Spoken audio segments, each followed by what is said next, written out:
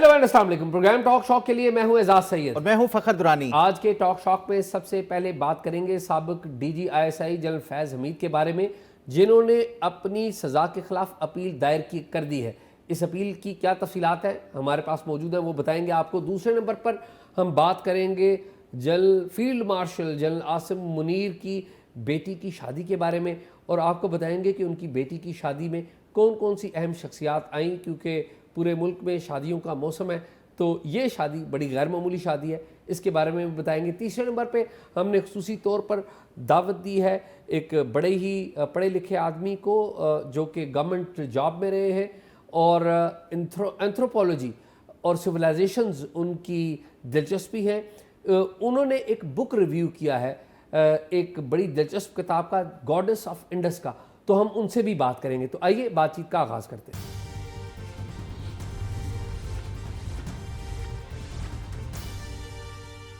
खैरियत से आप? मैं फ़खर ठीक हूँ, आप बताएं, आप खरीद से?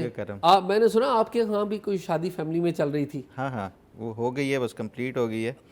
तो पहले शादियों का जो जिक्र है तो उसी से ही मेरा ख्याल है आप बड़ी जो है ना वो शादी का जिक्र कर रहे हैं। शादियाँ इतनी हैं कि कल मुझे 4 जगहों से शादियों की दावत थी और बहुत ही करीबी ताल्लुक़ वाले। तो आप गए?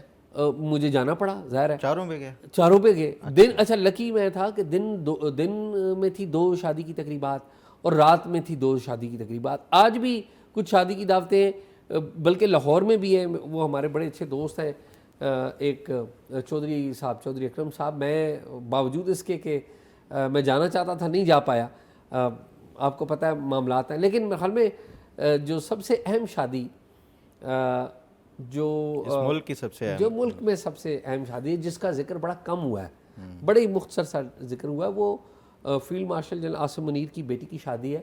अच्छा, इस फंक्शन को उन्होंने बड़ा एक जिसे कह लेना कि क्लोज रखा है। ये शादी तकरीबन ज़्यादा पब्लिसाइज नहीं किया, एक फैमिली और उसके हवाले से जो है ना एक्सक्लूसिविटी। 1 माह पहले, असल में ये शादी 1 माह से हो रही है। अच्छा, 3 फंक्शन थे शादी के। कमोबेश 1 माह पहले इस शादी का जो निकाह है, जो मेन काम है, वो 1 माह पहले हुआ। जनरल आसिम मुनीर के 5 बच्चे हैं, ये इनकी सबसे छोटी साहबजादी है।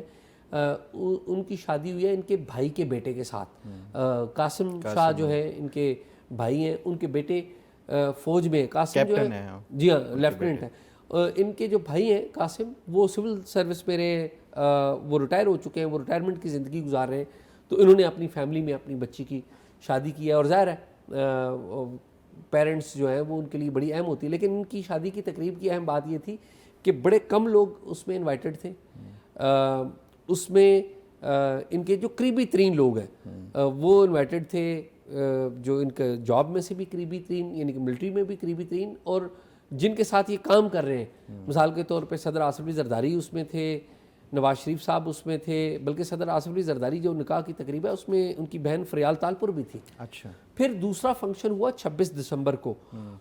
26 दिसंबर को जो फंक्शन हुआ वो रावलपिंडी में हुआ, और उसमें फंक्शन में नवाज शरीफ साहब भी थे, जरदारी साहब भी थे, मरीम नवाज साहिबा थी, बिलावल भुट्टो जरदारी थे, शजील मेमन थे, अता तारड़ थे उसमें मोहसिन नकवी थे, और अहम ब्यूरोक्रेट इमदाद मुसाल थे उसमें, तोकीर शाह थे, ज़ाहिर है गवर्नमेंट के साथ तोकीर शाह काम कर रहे हैं एडवाइजरी पोजीशन में, अहद चीमा थे उसमें, ये आगा साहब सेक्रेटरी इंटीरियर ये थे, खुरम आगा सेक्रेटरी इंटीरियर, जो खुरम आगा हैं बड़े कम लोग इनको जानते हैं, इनका अपना मिलिट्री बैकग्राउंड है बड़ा। ये एक फॉर्मर आर्मी चीफ के साथ एडीसी भी रह चुके हुए, तो इनका अपना बड़ा बैकग्राउंड है। खैर, उसमें सियासतदान तो ये थे। 26 दिसंबर का थी रात का ये फंक्शन था, लेकिन दिन को यहाँ पर यूएई के सदर आए हुए थे, शेख मोहम्मद बिन जायद अल नहयान। तो दिन को मेरी इतलात के मुताबिक जो मैंने सुना है कि वो अपनी अहलिया और बेटी के साथ भी थे, तो वो दिन को मुबारकबाद देने गए, चीफ ऑफ डिफेंस फोर्सेस के घर गए और मुबारकबाद दी उनको वहाँ पे। और ज़ाहिर है प्राइम मिनिस्टर वगैरह तो थे ही वहाँ पे, और रात का जो फंक्शन था उसमें भी थे। 28 दिसंबर को اس کا جو تیسرا فنکشن تھا اس شادی کا، یہ ٹوپی رکھ راولپنڈی میں بڑی معروف جگہ ہے جہاں پر جو فوجی آفسرز ہیں وہ اپنی شادیاں وغیرہ تقریبات وغیرہ رکھتے ہیں، وہاں پر کلب ایک ٹائپ جگہ ہے، تو اس میں تقریب تھی، اس میں ذرا ریلیٹیولی زیادہ لوگ تھے. جو اہم ترین بات یہ ہے کہ جو رخصتی ہو گئی اور ولیمہ جو ہو گیا، اس میں زیادہ قدرے زیادہ، رخصتی میں تھوڑے کم لوگ تھے، ولیمہ میں ذرا زیادہ لوگ تھے، اور جو نکاح تھا اس میں بہت ہی کم لوگ تھے. اہم بات یہ ہے کہ اس شادی کی تقریب میں 2 سابق آرمی چیف شریک ہوئے. اچھا، کون کون سے؟ ان میں جنرل قمر جاوید باجوہ، اچھا، وہ شریک تھے. یہاں پر سوشل میڈیا پہ تو بڑی باتیں ہوتی ہیں، لیکن جنرل قمر جاوید باجوہ وہاں پہ شریک تھے. جنرل رحیل شریف وہاں پر شریک تھے. اچھا، جنرل رحیل شریف بھی وہاں پر لوگوں سے ملتے رہے، وہ وہاں پر شریک تھے. جنرل کیانی، فخر جو جنرل کیانی ہے سابق آرمی چیف، ان کی فیملی میں بھی شادی ہو رہی ہے. ان کی غالباً بہن ہے ایک، ان کی بیٹی کی، ان کی صاحبزادی کی، ان کی بہن کی صاحبزادی کی شادی تھی. وہ اس دن بزی تھے جس دن یہ یہاں پر بارات تھی. اس دن غالباً ان کی بہن کی بیٹی کی مہندی تھی، تو وہ ادھر بزی تھے، تو وہ شاید اس وجہ سے نہیں آئے. باقی جنرل قمر باجوہ اور جنرل راحیل شریف یہ دونوں تو آئے. تو ہم نے اس لیے ڈسکس کیا ہے کہ شادیوں کا سیزن ہے یہاں پہ. کل وہ آزاد کشمیر کے ایک سابق وزیر ہیں، سابق سپیکر بھی رہے، ان کی سب سے چھوٹی صاحبزادی کی بھی شادی تھی. تو خیر یہ اسی طرح سلسلہ، آپ کو پتہ ہے دسمبر میں شادیوں کا ایک سیزن ہوتا ہے، تو ہر بندہ اپنی فیملی میں، آپ بھی اپنی فیملی میں بزی تھے، تو یہ ہے. لیکن اہم بات یہ ہے کہ فیض حمید صاحب انہوں نے اپیل دائر کر دی ہے. یہ تو ہم نے لائٹر ٹون میں باتیں کی ہیں نا. فیض حمید صاحب کے بارے میں بتائیں. بالکل شاہ جی، 11 دسمبر کو جب فیصلہ آیا تھا تو اس کے بعد ایکسپیکٹ یہی کیا جا رہا تھا کہ جلد از جلد اس کا جو ہے وہ اپیل دائر کر لی جائے گی، کیونکہ 40 دن کا ٹائم ہوتا ہے اس میں اپیل دائر کرنے کے حوالے سے. پرسوں سیچرڈے والے دن جو ہے وہ فارملی یہ اپیل ایک دائر کر دی گئی ہے، اور اپیل جو ہے بڑی انٹرسٹنگ، اس میں کچھ جو ہے انہوں نے گراؤنڈس کے اوپر وہ کیا ہے. اگر میں تھوڑا سا آپ کو بتا سکوں کہ اچھا، یہ بتانے سے پہلے یہ بھی بتائیں، یہ جو اپیل ہے انہوں نے جو چیف آف ڈیفنس فورسز کے نام پر کی ہے، جنرل عاصم منیر کے نام پہ کی ہے. دیکھیں ہوتا یہی ہے کہ جو چیف آف ڈیفنس فورسز ہیں اسی کے نام پر ہی کی جاتی ہے. وہ پھر آگے کنویننگ اتھارٹی کو خود بخود ہی جو ایک پروسیس ہوتا ہے اس کے پاس چلی جاتی ہے، جس نے کورٹ مارشل کا پہلے سے احکامات جاری کیے تھے. اب اس میں پھر جو پروسیس ہے کہ پہلے 3 میجر جنرل کا پینل تھا، اور ایک اس میں ہوتا ہے نان ووٹنگ ممبر ہوتا ہے جیک برانچ سے. 4 ممبر کا پینل ہوتا ہے جو جیوری یا ججز کا، وہ فیصلہ کیا تھا. اب دوبارہ سے ایک نیا پینل بنایا جائے گا، وہ بھی 4 ممبر کا ہوگا. نارملی یہ ہوتا ہے کہ میجر جنرل ہیں تو ان کی جو اپیل ہے اس کو سیٹ اسائڈ کرنا ہے یا اس کو انڈورس کرنا ہے، وہ اس سے ایک رینک ابو والا جو ہے وہ کرے گا. تو اس میں ہو سکتا ہے کہ جو اب ہیڈ کریں گے وہ کوئی لیفٹیننٹ جنرل رینک کے جو آفیسر ہیں وہ کریں گے، اس کے ساتھ ہو سکتا ہے 2 میجر جنرل ہوں اور ایک جیک برانچ سے ہو. تو یہ ایک جو پروسیس ہے، یہ اپیل کیونکہ فارملی اب وہ ہو گئی ہے تو یہ کورٹ ایک بنائی جائے گی اور وہ سنے گی. تو جو اپیل کی گراؤنڈز ہیں اگر اس کے حوالے سے دیکھا جائے تو اس میں بڑی انٹرسٹنگ کچھ چیزیں جو ہے وہ میرے سامنے ہی جو ذرائع سے بات ہوئی، وہ یہ بتاتے ہیں کہ پہلا تو انہوں نے یہ ایک اعتراض لگایا کہ یہ جو ججمنٹ ہے یہ ہے ہی انلافل. اچھا، یہ جو جنرل فیض حمید کا جو کورٹ ٹرائل کے حوالے سے انلافل ہے. انلافل کیوں ہے؟ arbitrary and against the settled principles of law as it is based on misreading and non-reading of evidence, material contradictions and unreliable prosecution testimonies.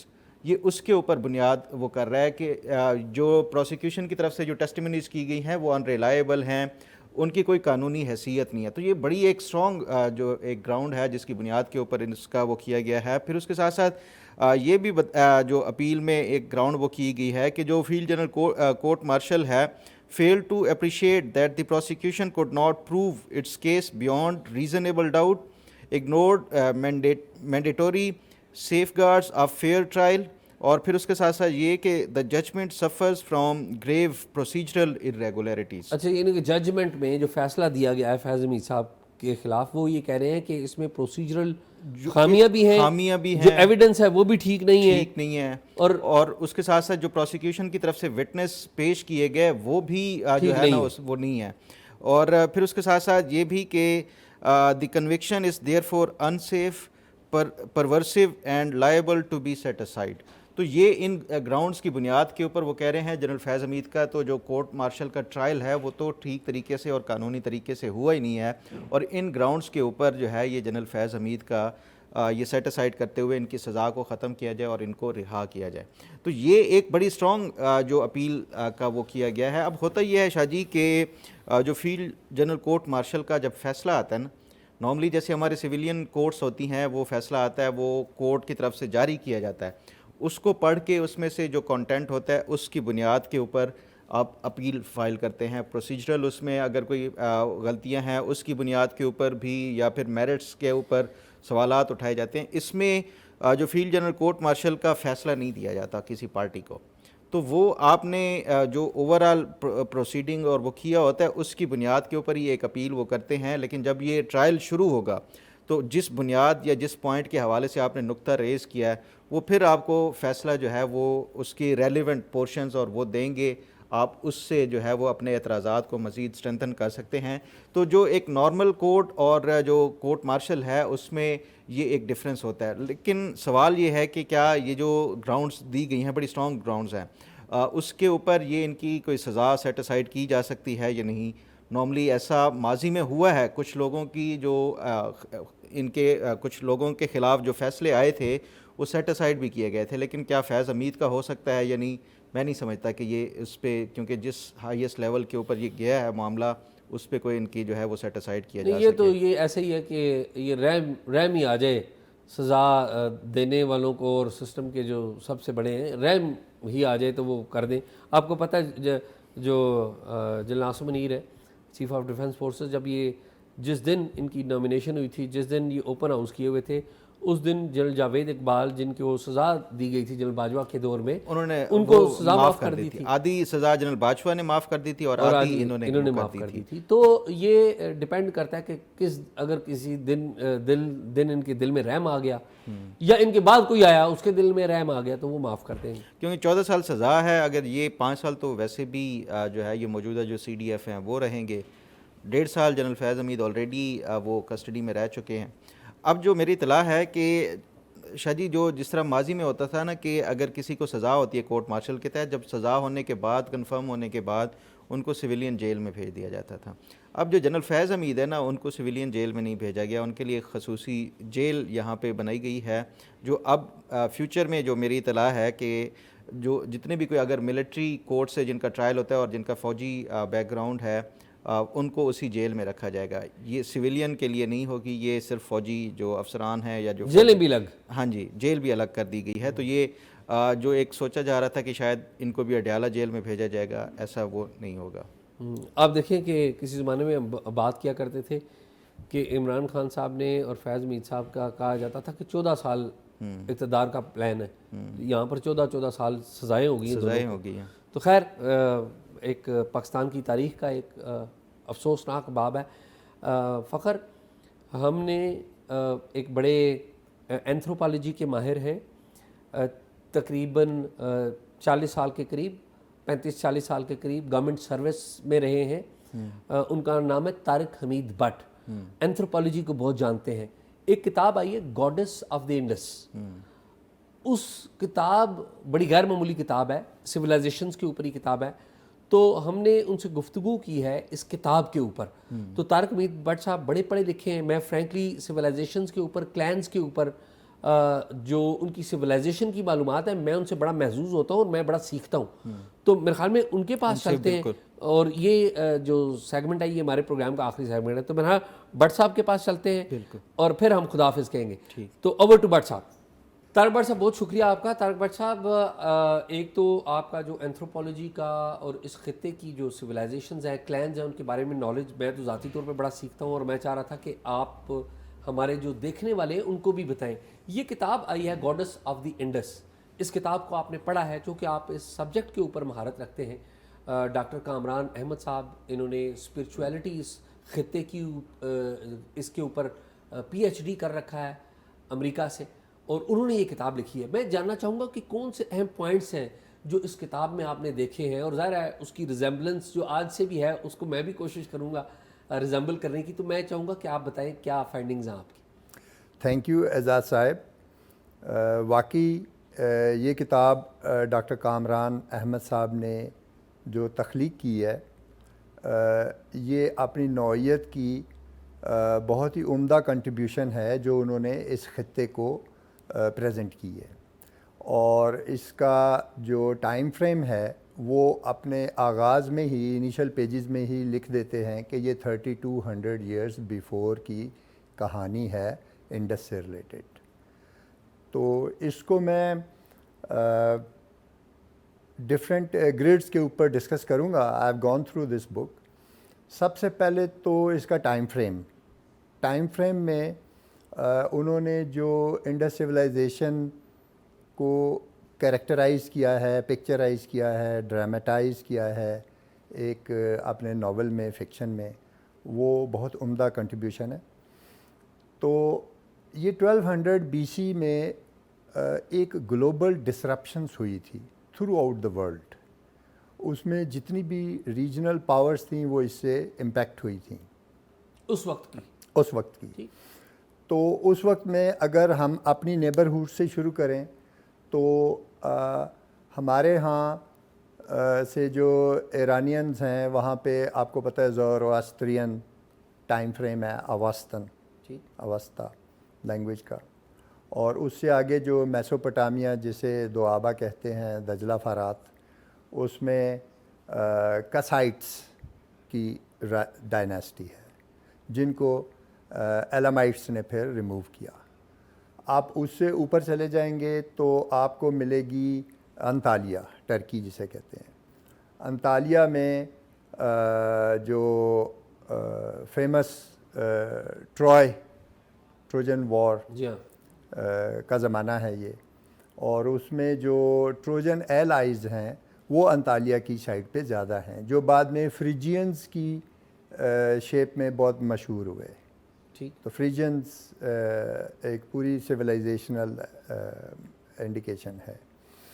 اس سے اوپر چلے جائیں گے تو ایجین سی جو ہیں، جو آئی لینڈز ہیں، ہماری اپنی، آپ کو اس کی نیریشن کی جو ایکسپلینیشنز ہوں گی اس میں آپ کو فیل ہوگا کہ میں جتنے بھی نام لے رہا ہوں ان سب کا کلچر ہمارے کلچر سے ڈیفیوزڈ ہے، اور ایک یہ بہت رچنس ہے ایک انٹر کلچرل ریلیشن شپ کی کہ یہ ایک دوسرے پہ کس طرح اثر انداز ہوتے ہیں. تو ایجین میں اس کتاب میں انہوں نے ایک فکشن کو استعمال کیا ہے، فکشنل کریکٹرز ہیں لیکن فیکٹس جو ہیں وہ درست ہیں، ہسٹوریکل فیکٹس درست ہیں.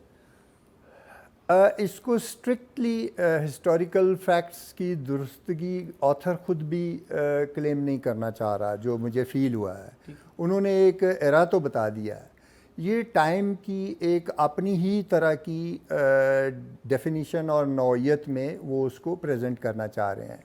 یہ جو ٹپیکل ہیرارکی اور ریجیڈیٹی آف ریلیجن ہے نا، اس سے ہٹ کے اس کو یہ ڈسکرائب کر رہا ہے. اور اس طرح کی ایفرٹ اس ٹائم فریم میں نہیں ہوئی میرے اندازے کے مطابق. اس میں ہمیں جو نیئرسٹ ایگزامپل ملتی ہے، پہلے میں اپنا وہ مکمل کر لیتا ہوں کہ جو ایجین سی میں ہمیں کلچر ملتا ہے وہ اگین ریلیٹڈ ٹو ٹروجن وار، اور اس میں جو گریک آئی لینڈک کمانڈرز تھے، آگامیمنون اور اس کا بھائی مینیلاؤس اور اس کی بیوی تھی ہیلن جو پارس پرنس کے ساتھ ٹرائے چلی گئی. تو پھر اس کے ساتھ ہم آ جاتے ہیں ایجپشن سویلائزیشن کا اس میں بہت اہم رول ہے. اور ایجپٹ کے جو احمس ہے جس نے ہکسوس کو ریموو کیا ایجپٹ سے، اور بعد میں رامسیس II کے آنورڈس اس میں کلچرل آپ کو نظر آئے گی. ہمارے یہاں لفظ یوز ہوتا ہے مات یا متی. سندھی میں کہاوت ہے کہ 80 متی کھسی، یعنی کہ جس طرح ہم کہتے ہیں 17 بترا گیا یا سٹھایا گیا، اس طرح کی جو چیزیں. تو آپ نے جو سوال کیا تھا اس کی سینس آف ہسٹوریسٹی، تو وہ ریجڈلی اس طرح نہیں ہے. یہ اپنے ٹپیکل فکشن کے فلو میں ہی یہ سٹوری موو کرتی ہے. اچھا یہ بتائیے کہ جب گاڈس آف دی انڈس جب لیتے ہیں ہم نام, یہ جو کتاب کا نام ہے, اس میں ایسا لگتا ہے کہ جس طرح دریائے سندھ کی گاڈس, ٹھیک ہے, تو یہ جو گاڈس کا کنسیپٹ ہے کیا ایٹ دیٹ ٹائم اتنا اسٹرانگ تھا گاڈ کی بنسبت, کیونکہ یہاں پر گاڈ کی بھی جو ہے جینڈر ہے نا, اس میں بھی تقسیم کیا ہوا ہے. ابھی آپ کو پتہ ہے ریسنٹلی ہندوستان میں ایک بڑی بحث کروائی گئی ہے جاوید اختر صاحب کی اور مفتی شمائل کی, ڈز گاڈ ایگزسٹ. تو میں جب ٹائٹل اس کا دیکھ رہا تھا کہ گاڈ کو تو ہم نے صرف جینڈر, میل جینڈر میں ہی تقسیم کر دی, یہ تو گاڈس آف انڈس ہے. تو یہ کتنا اسٹرانگ ہے یہ جو گاڈس کا کانسیپٹ ہے اس کتاب میں؟ اصل میں ایک رائٹر سے والنٹری اور انوالنٹری جو امیج انہوں نے پک کیا ہے نا, وہ میں اگر دکھانا چاہوں تو یہ امیج ہے, اس کو اگر دکھایا جائے فوکس کر کے, یہ امیج پرٹیکولرلی جو یہ مہر گڑھ سویلائزیشن سے اڈاپٹیڈ انڈس سویلائزیشن کا امیج ہے. مہر گڑھ, جی, اور یہ اتنا امپورٹنٹ نقطہ ہے کیونکہ مہر گڑھ سویلائزیشن 7000 BC مینز 9000 سال پرانی ہے, ٹھیک, اور انڈس سویلائزیشن 4th ملینیم میں ہے, یہ 2700 قبل مسیح آنورڈ ہے. تو آتھر نے 3200 سال پہلے کہا تو وہ 2200 قبل مسیح کے یعنی کہ 1200 BC, سوری 1200 BC کے آس پاس ہیں. تو ایک تو یہ ایڈوانٹیج جو امیج, ایک ہی امیج انہوں نے پک کیا ہے گاڈس کا, اور وہ ہمارے ہاں یہ 2000 سال کا گیپ ہے مہر گڑھ اور انڈس کے درمیان اسٹرکٹلی دیکھا جائے تو. اب یہ جو گیپ ہے یہ اس سینس میں مدر گاڈس کے جو باقی امپلیکیشنز ہیں, انڈیکیشنز ہیں, وہ پھر ساری سویلائزیشن میں ملتی ہیں جن کا میں نے ابھی ذکر کیا ہے. اتفاق سے اگر میں آپ کو بتاؤں تو جو سیملی مدر گاڈس ہے انتالینس کی, ٹھیک ہے, ٹھیک, اب وہ سیبیلی بولتے ہیں اسے اور سیملی بھی کہتے ہیں. اور دوسری جو مدر گاڈس ہے اپنا گریس کی, وہ دمتر ہے. اب یہ لفظ دیکھیں, ہم میتر آف چترال کہتے ہیں یا میتر ہمارا لفظ ہے, اور سملی ڈیم تو اڈاپٹیڈ کیا نا, وہ ہمارا جو آرکیٹیکٹ تھا وہ یونانی تھا, جو اسلام آباد کا آرکیٹیکٹ تھا. تو اسی طرح آئیبیریا ہے, آئیبریا, اور ایجپٹ کی آئسس ہے, اور میسوپوٹامیا کی سب سے انٹرسٹنگ ہے جیسے عراق یا دجلہ فرات کی سویلائزیشن میں نے کہا تھا, اس کی مدر گاڈس کا نام ہے اننا. اننا, یس, اننا. اور آپ دیکھیں ماں اور نیو بورن بیبی کو جو ننا کہتے ہیں ہمارے سارے پورے اوورال تمام لینگویجز میں, تو وہ ایک سیمینٹک ریلیشن شپ ہے اس ریلیشن کی اور مدر گاڈس کی, جو کریٹیوٹی سے اور فرٹیلیٹی سے اور اس سے ریلیٹڈ ہے. اچھا, میرا آخری سوال, آپ کیا سمجھتے ہیں کہ یہ جو کام کیا ہے آج کے دور میں, اس کام کی اہمیت کیا ہے؟ کیونکہ آج کی جو نسل ہے یا آج کی جو جنریشن ہے وہ تو انسٹاگرام جنریشن ہے, وہ تو کتابوں والی جنریشن نہیں ہے, یا ٹک ٹاک جنریشن ہے. تو آپ سمجھتے ہیں, کیا کہتے ہیں کہ یہ کتنی اہم ہے, یہ والا کام کتنا اہم ہے نئی نسل کے لیے؟ دیکھیں, دو چیزیں بہت اہم ہیں. جو سویلائزیشنل ڈیولپمنٹ ہے ہیومن بینگ کی, وہ ایوولوشن کی جو تھیوری ہے اس کے مطابق دو چیزیں بہت اہم ہیں کہ سویلائزیشن وہ ان کی جو پرورش ہوئی یا جو نمود ہوئی وہ واٹر چینلز کے ساتھ ہوئی ہے. تو انڈس جو ہے وہ بہت بڑا واٹر چینل ہے ہمارا, اور ہماری جو آئیڈینٹی اور اس کی اساس بھی ہے. آپ کو پتہ ہے انڈس ساگا ایک ہمارے لکھی نے, اعزاز نے انہوں نے لکھی, چودھری اعتزاز صاحب نے. تو ہماری آج بھی لائف لائن جو ہے نا وہ انڈس ہی ہے, لیکن اس میں تو لڑائی ہونے کا امکان ہے. تو اب بات یہ ہے کہ یہ جو آئیڈینٹی ہے, ہم 9000 ایئرز اولڈ آئیڈینٹی کو ہم نے کیپچر نہیں کیا due to whatever reason. یہ کتاب اپنے کنٹمپرری جو باقی 2 کتابوں سے میں اسے کوریلیٹ کروں, وہ باقی 2 کتابیں کون سی والی آپ جو میں ابھی بتانا چاہ رہا ہوں کہ اس نے یہ جو ڈاکٹر کامران صاحب ہیں, انہوں نے ان کا جو سٹائل ہے اس میں مجھے سملیرٹی نظر آئی ہے. ایک بہت نوبل laureate ہیں ہرمن ہیس, انہوں نے بک لکھی سدھارتھا. اب اگین سدھارتھا ہمارے ریجن سے ریلیٹڈ ہے, اور اس میں وہ سوری ایک ذکر کرتے ہیں کہ جہاں پہ بدھا کھیلتے رہے, تو وہ ایک مرچنٹ تھا اس زمانے میں. آپ کو پتہ ہے بدھسٹ ایرا میں بعد میں بدھا, یہ انڈیکیشن اس چیز کی بھی ہے کہ بدھا کے بچپن سے ہی یہاں کی جو کمرشل ایکٹیویٹی تھی وہ بہت ایڈوانس لیول پہ تھی. تو اس نے جو باغ بنوایا تھا, گارڈن کا لفظ یوز کیا گیا ہے, جیتا واڑا میں جگہ کا نام بتایا گیا ہے, اور اس ٹریڈر کا مرچنٹ کا نام بتایا گیا ہے اناتھا پنڈیکا. اب مجھے بتائیں یہ کتنی بہت بڑی ریویلنگ ہرمن ہیس کے, اور اس کے ناول کا سٹائل ایگزیکٹ آلموسٹ ڈاکٹر صاحب نے اس کو جو ملتا جلتا جو بیان کیا ہے, جس طرح نیچر سے ریلیٹ کیا اپنے کیریکٹرز کو, اسی طرح. اور اس کی ایک اور ایگزامپل ہمیں اپنا جو ہمارا اردو کا شاہکار ناول ہے آگ کا دریا قرۃ حیدر کا, اس میں جو انیشل فیز ہے, سب سے ارلیسٹ فیز ہے گوتم نیلمبر کا, اس سے بھی ان کی ریزمبلنس ہے. اور ایون اس میں جو ان کی کیریکٹر ہے ایک کمالا, اور اس میں بھی ہے کمالا. تو اب ان کا جو اوپننگ پہلا ورڈ ہے وہ ان کے کیریکٹر سے ہے سیام. سیام سے پہلے میں گاڈس کو ہی پہلے ایکسپلین کر دوں کہ انہوں نے جو گاڈس کا کیریکٹر لیا ہے اس کا نام ہے میرا جان. میرا جان. تو یہ ہماری, اب میں ناموں کو پلیس نیمز کے ساتھ کوریلیٹ کرتا ہوں. ہماری پیر پنجال میں جو ہائیسٹ پیک ہے تقریباً 10,000 فٹ اونچی ہے, اس پیک کا نام میرن جانی ہے. تو یہ ایگزیکٹ اس سے ملتا ہے. اور دوسرا, اس لفظ سے جو ویدک کوآرڈینیٹس جسے کہیں گے مائل سٹون, وہ میرو ماؤنٹین ہے, جو ہماری اینشنٹ مائتھولوجیکل اور کلچرل ہسٹری میں جو انسپریشنل پلیسز ہیں اس میں میرو ماؤنٹین کا ذکر ہے, اور وہ اس گاڈس کے نام سے کوریلیٹ کرتے ہیں. اب دوسرا انہوں نے کیریکٹر جو یوز کیا وہ ہے, اس کا بیٹا ہے گاڈس کا. یہ ایک سٹوری ہے جو نیچرل فلو میں چلتی ہے, اس میں ہیرارکی نہیں ہے, اس میں کوئینز نہیں ہیں, پرنسز نہیں ہیں, وارفیئر نہیں ہے. یہ ایک قبیلہ ہے جو اسی کشمکش سے اپنے آپ کو بچا کے ایک آئسولیٹڈ اسپیس میں چلا گیا ہے, اور جس میں یہ اپنی سروائیول کی جنگ لڑ رہا ہے.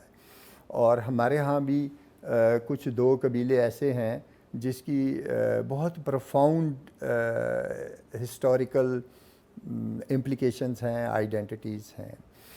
تو سیام جو ہے وہ ایک بہت ہی, ہمارے ہاں پنڈی میں ایک جگہ ہے سیہام, تو وہ رگ وید میں اس کا ذکر ہے جو میں نے انٹرپریٹ کیا ہے.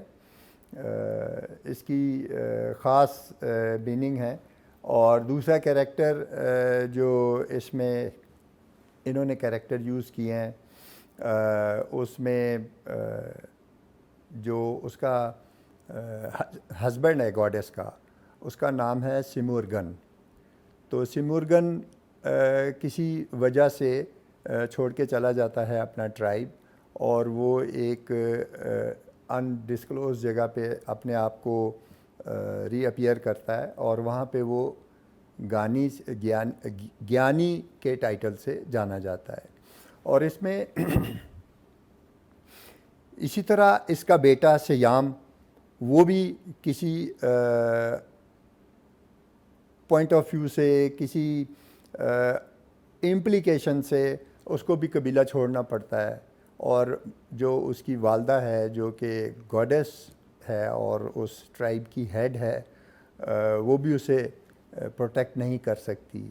یہ اتنی ٹرانسپیرنٹ اور اوریجنل لا ابائڈنگ سوسائٹی ہے جس میں اپنے سگے بیٹے کو بھی وہ پروٹیکٹ نہیں کر سکتی، اور وہ جب چلا جاتا ہے تو وہ اتفاق سے اسی جگہ پہ جاتا ہے جہاں پہ وہ سمرگن اس کا باپ گیانی کی شکل میں اس میں ہاں وہ ہوتا ہے، اور اس کو جو آئیڈینٹیفائی کرتا ہے سوریا، وہ کہتا ہے کہ جی میں نے ان کی لنگوسٹک ورڈز کی پروننسیشن کے سٹائل سے اندازہ لگایا ہے کہ یہ آپس میں کوریلیٹ کرتے ہیں۔